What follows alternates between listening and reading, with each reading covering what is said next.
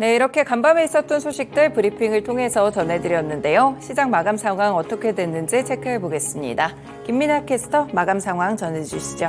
네, 상승 출발했던 유럽 증시 결국에는 하락하며 거래를 마쳤습니다. 주요국 증시들 전반적으로 상승하면서 거래를 시작을 했지만 결국 마지막에는 탄력이 둔화되면서 이렇게 하락 마감하는 모습이었는데요. 범유럽 지수인 유로스톡스 50 지수 살펴보시더라도 0.06% 약보합권에서 마무리를 지었고요. 4,279포인트 선에서 거래를 마쳤습니다.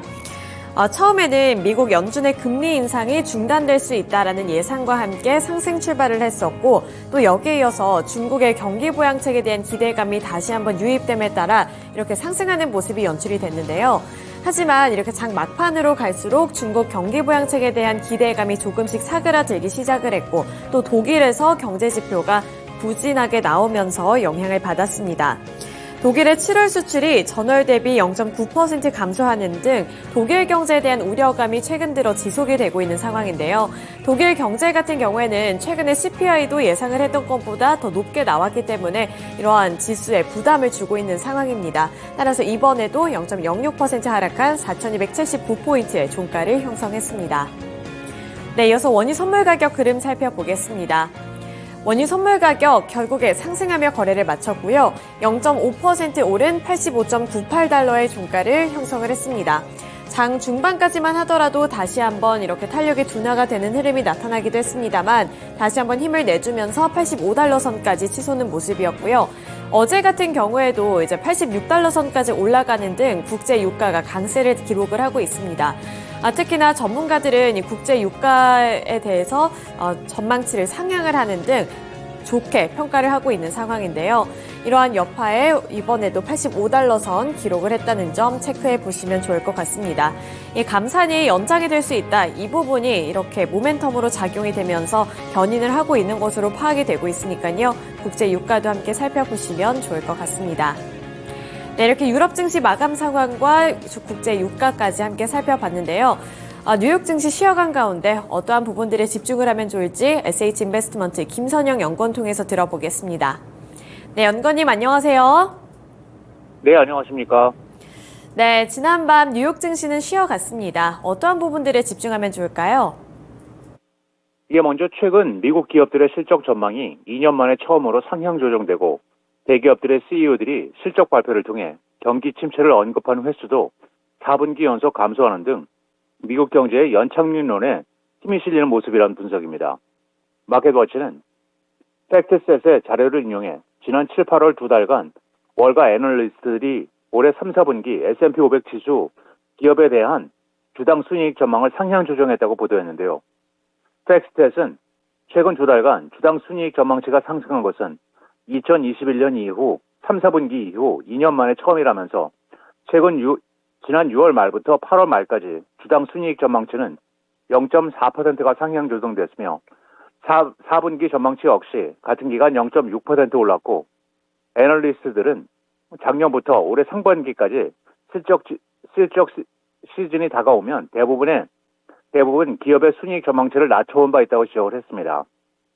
한편 기업 CEO 사이에서도 경기 침체 우려가 줄어든 것으로 나타나고 있는 가운데 팩트셋은 올해 6월 중순부터 8월 말까지 S&P 500 지수 기업의 실적 발표 컨퍼런스 콜에서 CEO들이 경기 침체를 언급하는 횟수가 4, 4분기 감소했고 마켓워치는 실적 전망 상향 조정과 이들의 침체 발언 감소에 대해 최근 각종 견조한 경제 지표를 바탕으로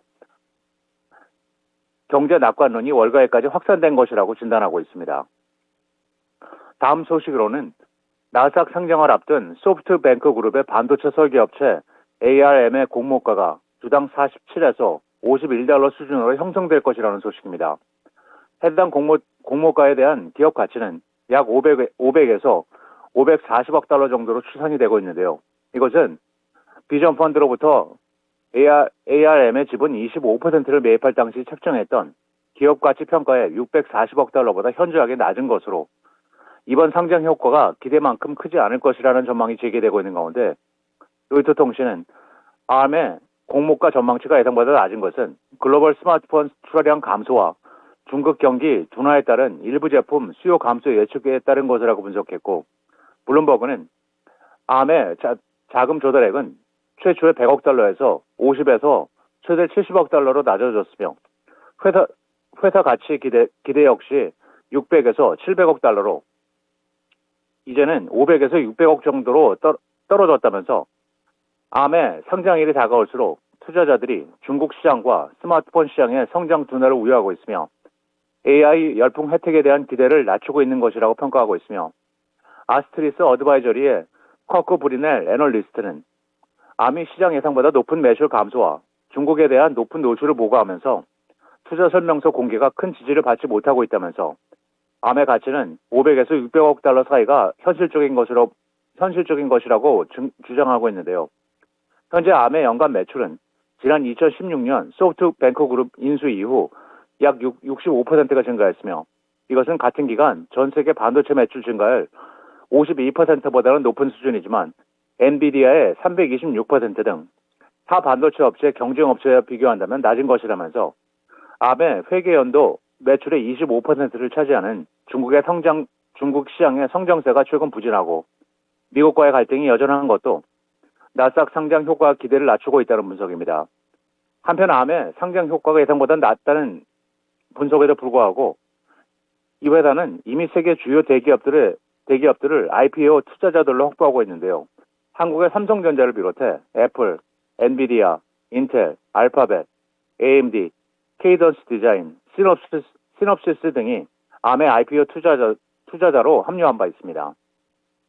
마지막으로 내일은 연방 상무부의 7월 공장 주문량이 발표되며 시장 예상은 전달 대비 2.4%의 감소이고 이어 어메리카스 카마트, 브레이디 코프, 에어로바이런먼트, 아사라 잉크, 키트랩 잉크, 그리고 G스케일러가 지난 분기 실적을 발표하게 됩니다.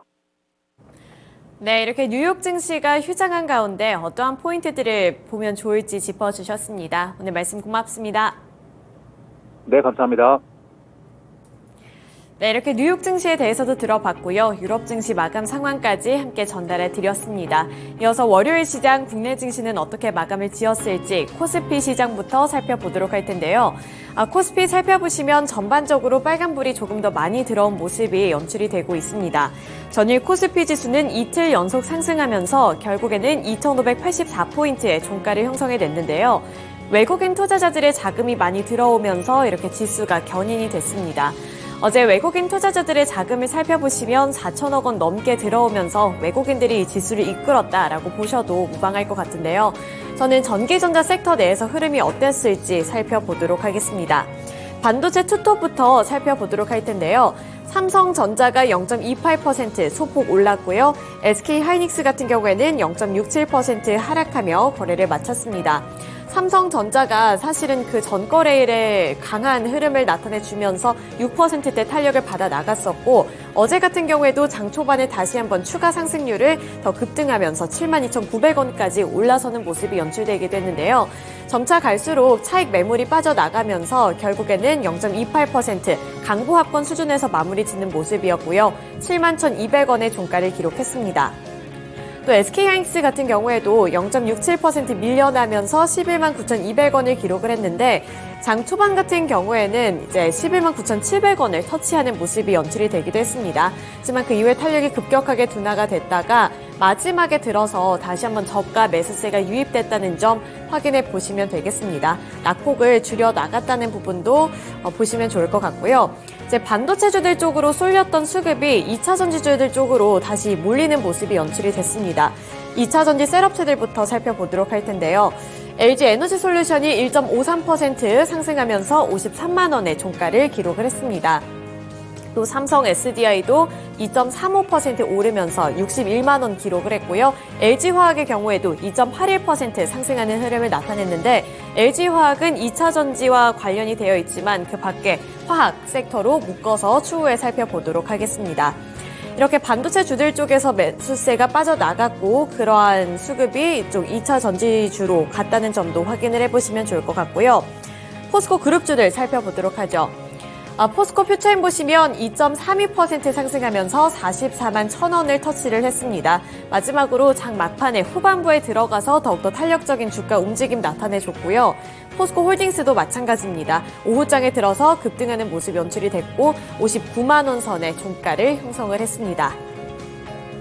네, 그리고 제약바이오 섹터 내에서도 투자 심리가 그렇게 나쁘지는 않았습니다. 셀트리온이 1.11% 올랐고요.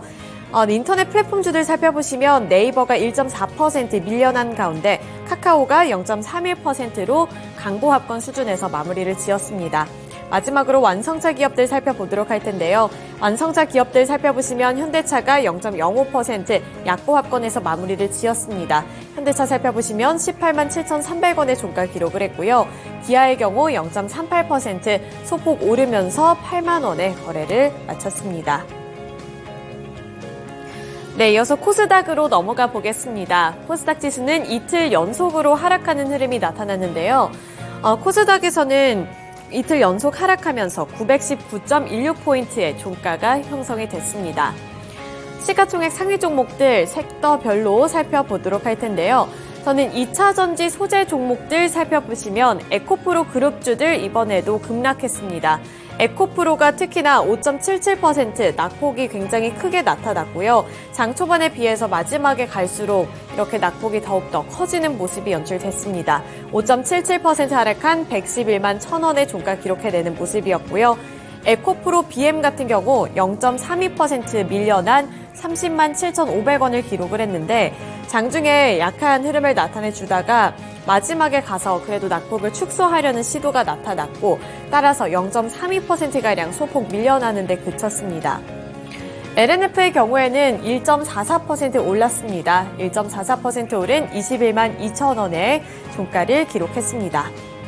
그리고 섹터별로 살펴보시면 반도체 종목들 혼조세가 나타났습니다. HPSP가 5.35% 올랐고요. 또 하나 마이크론 같은 경우에 6.88% 오른 29,500원을 기록을 했는데 이 HPSP 그리고 하나 마이크론은 대표적으로 이번에 삼성전자가 엔비디아에 HBM3를 공급한다고 하면서 국내에서 수혜가 예상된다고 꼽히고 있는 종목들 중에 하나입니다. HPSP, 하나 마이크론 어제도 추가 상승률 기록을 했고요.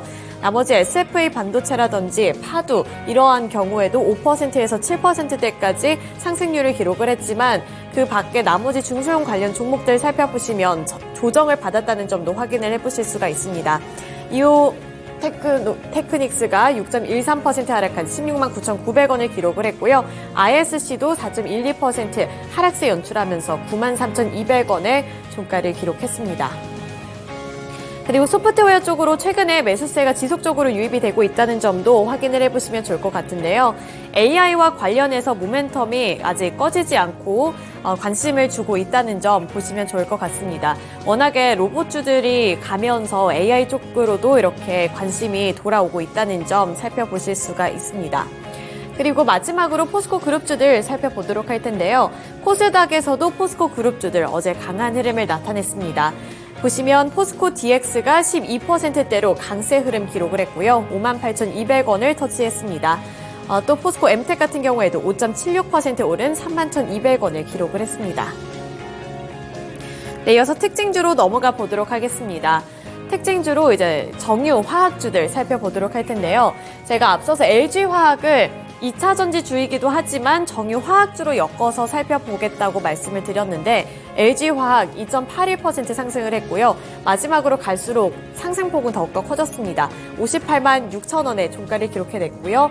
또 그 밖에 S오일도 5.46%, 또 롯데케미칼도 5.77%, 이렇게 또 금호석유 같은 경우에도 7.14%, 정유주들까지도 탄력적인 움직임을 나타냈습니다.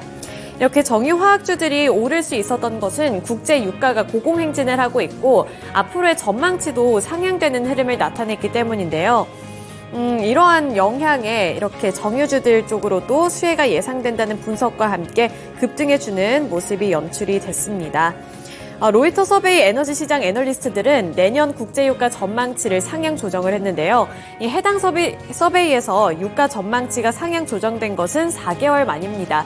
특히나 이 오펙 플러스의 감산 연장 기대감에 국제유가는 최근 고공행진을 하고 있는데 이러한 부분들이 투자 심리를 개선을 시켰다는 점 보시면 되겠습니다.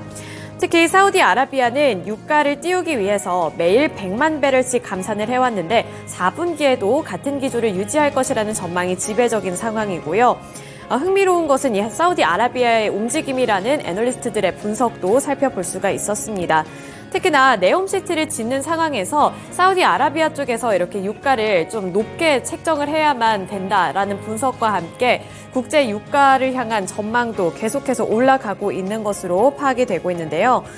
로이터 원유 전문가 37명을 대상으로 했던 이 설문조사를 봤을 때 올해 평균 유가 전망이 4개월 만에 상승 전환을 했고 이 하반기 내내 배럴당 최소 $80를 웃돌 것이라는 것이 시장의 컨센서스가 되었습니다. 따라서 SOL 같은 이런 정유주들도 5%대 강세 기록하면서 77,200원까지 올라섰다는 점 기억해 보시면 좋을 것 같습니다.